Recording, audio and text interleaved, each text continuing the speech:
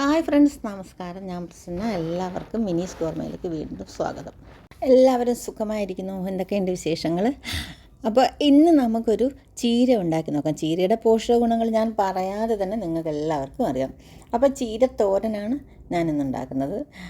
നിങ്ങൾക്കറിയാം, എങ്കിലും അറിഞ്ഞുകൂടാത്ത ചില കുട്ടികളൊക്കെ കാണില്ലേ, അപ്പോൾ അവർക്കും കാണാമല്ലോ. അപ്പോൾ ഇതിനു വേണ്ടി ഞാൻ എടുത്തിരിക്കുന്ന ഇൻഗ്രീഡിയൻസ് എന്തൊക്കെയാണെന്ന് പറയാം. ഇത് സൂപ്പർ മാർക്കറ്റിൽ നിന്ന് വാങ്ങിച്ച ഒരു കെട്ട് ചീരയാണ്. ഇത് നമ്മൾ അരമണിക്കൂർ വെള്ളത്തിയിട്ട് കുറച്ച് ഉപ്പ് ചേർത്ത് അല്പം വിനീഗറും ചേർത്തിട്ട് നന്നായിട്ട് വാഷ് ചെയ്ത് അതിൻ്റെ ഇലയിലൊക്കെ മണ്ണും പൊടിയൊക്കെ കാണാം. അതിൻ്റെ തണ്ട് ഞാനൊരല്പം വെട്ടിക്കളയാം. അങ്ങനെ വാഷ് ചെയ്ത് വൃത്തിയാക്കി എടുക്കണം. എന്നിട്ട് അല്പം വെള്ളം തോർന്ന ശേഷം നമുക്കിത് അരിഞ്ഞെടുക്കാം. അപ്പോൾ ഞാൻ അങ്ങനെ വാഷ് ചെയ്തെടുത്ത ചീരയാണ് ഇത്. ഞാൻ ഇതിനെ നല്ല പൊടിയായിട്ട് അരിഞ്ഞു കൊണ്ടുവന്ന്. അപ്പോൾ ഇതൊരു 3 കപ്പ് ചീരയുണ്ട്. 250 ml കപ്പിന് 3 കപ്പ് ചീരയാണ്. പിന്നെ ആ കപ്പിന് തന്നെ 1 കപ്പ് തേങ്ങ. അതിൽ പൊടിയായിട്ടുള്ള തേങ്ങയാണ്, അധികം പീസായിട്ട് കിടക്കണമല്ല.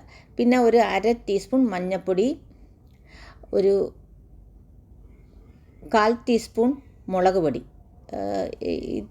അധികം എരിവില്ലാത്ത മുളക് പൊടിയാണ്. പിന്നെ ഒരു 1/2 ടീസ്പൂൺ ജീരകപ്പൊടിയും പിന്നെ ഒരു പച്ചമുളകും. അപ്പോൾ ഈ പൊടി ഇതിൻ്റെ കൂടെ അങ്ങ് ഇട്ട് മിക്സ് ചെയ്യത്തേ ഉള്ളൂ. പിന്നെ ഒരു ഉള്ളി അരിഞ്ഞത്, ഇത്രയാണ് എടുത്തിരിക്കുന്നത്. അപ്പോൾ ഞാനൊരു പാത്രം വെച്ച് നന്നായിട്ട് ചൂടാകുമ്പോൾ 1 ടേബിൾ സ്പൂൺ എണ്ണയാണ് ഒഴിക്കുന്നത്. കോക്കനട്ട് ഓയിലാണ്.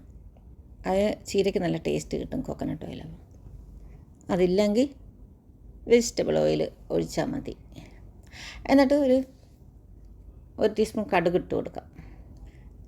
കടുക് നന്നായിട്ട് പൊട്ടിയിട്ട് നമ്മൾ അതിനകത്ത് ഉള്ളി ചേർത്ത് വഴറ്റും. ഒരു ചെറിയ ഉള്ളിയാണ്, ഒരു 100 ഗ്രാമേ വരുന്നുണ്ട്.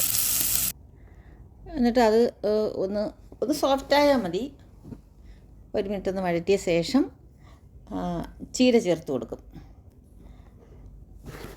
നിങ്ങൾക്ക് എരിവ് കുഴപ്പമില്ലെങ്കിൽ ആ പച്ചമുളക് ചെറുതായിട്ട് പൊടിയായിട്ട് അരിഞ്ഞ് ഇതിൻ്റെ കൂടെ വഴറ്റാം.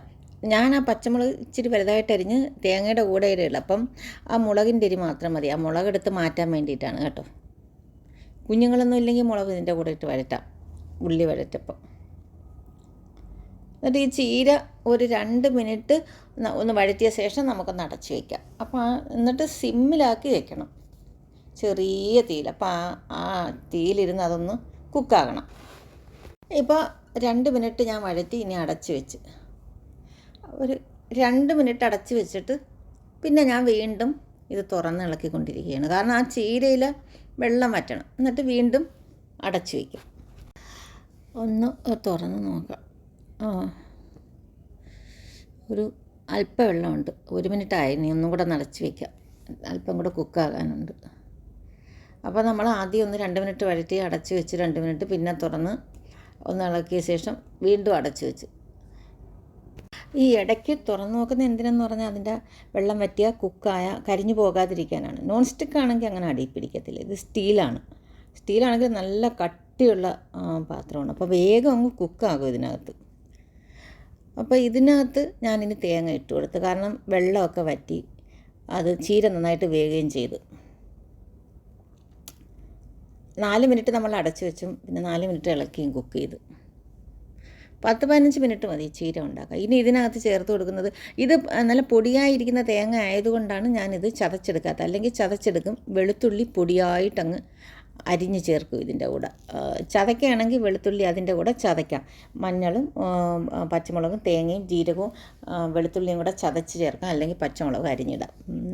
പിന്നെ ഇച്ചിരി മുളക് പൊടി ചേർക്കും. ഞാനത് എപ്പോഴും ചേർക്കും, ഇച്ചിരി കളറിന് വേണ്ടിയിട്ട്.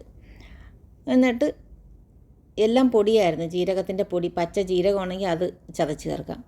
ഇതെല്ലാം നല്ല പൊടിയായതുകൊണ്ട് ഞാനിങ്ങനെ ഇട്ട്, ഇത് എളുപ്പമുണ്ട്. അപ്പോൾ ഇത് നന്നായിട്ട് താണ്ടെ ചെറിയ തീയിൽ വെച്ചാണ് ഇങ്ങനെ ഡ്രൈ ആക്കി എടുക്കുന്നത്. നന്നായിട്ട് ഡ്രൈ ആയി ആ തേങ്ങ ഒന്ന് ഡ്രൈ ആകണം.